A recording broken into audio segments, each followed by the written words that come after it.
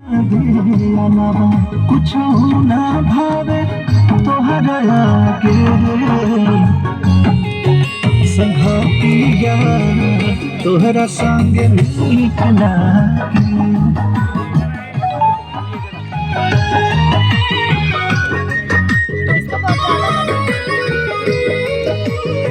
बेटा आपको समझा क्या करना है? अब ये आपके लिए गा रहा है, ठीक है? तो वो एक्सप्रेशन करना। पल्लवी जी एक पॉइंट आएगा उतारा हुआ कपड़े। आप देखो, ये यहाँ पे आप खड़े हुए, ये खड़े हुए इधर से निकला एंड जस्ट ऐसे हो गए, ये जस्ट स्माइल होगा चालू है, आपके लिए कर रहा है। एक रेसल करे ब्लाउज के चक्कर, तू समझा ना मैं ब्लाउज क्या का बोल रहा कपड़ा हूँ? काट के उसको अच्छा करेगा ना? चल आजा, ये तीनों का डिजाइन आगे आजा।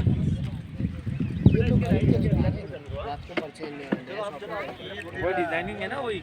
मेरा 4 में चलना चालू करना, ठीक है? और ये डिस्टेंस है ना, ठीक है? वहाँ पे रुकना आपको।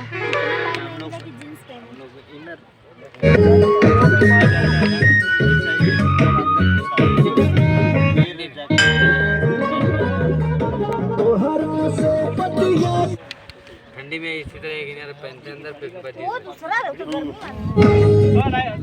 अमित का